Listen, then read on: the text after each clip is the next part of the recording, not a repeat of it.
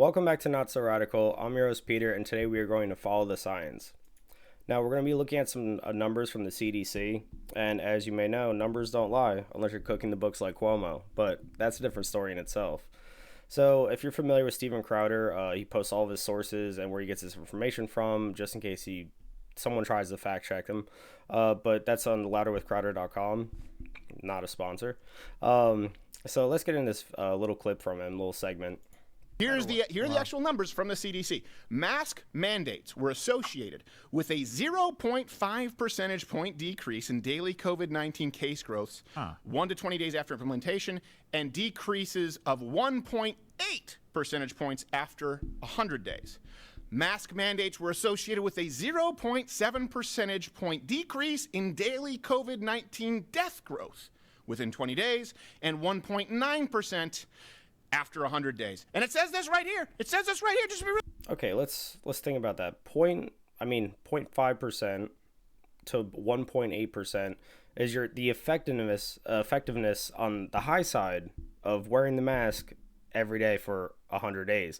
And as you know, they say like wear a mask like as outside in your car. I mean, just anytime you're outside, the full duration wearing a mask will only more than likely help you between 0.5% and 1.8% for a disease that COVID is 99.7% survival rate.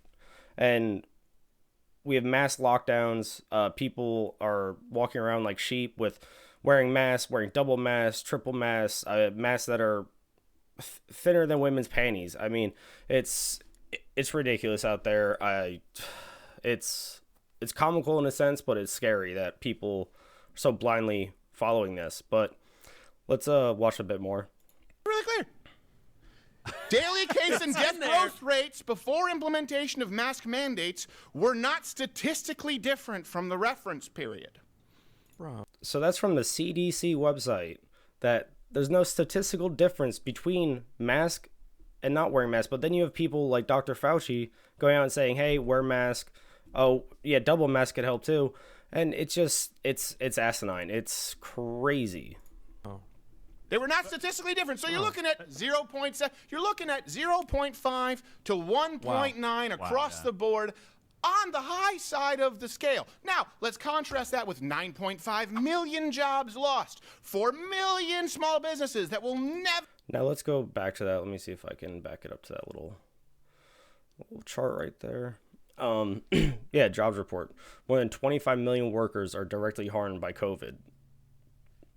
9.5 million jobs lost since February.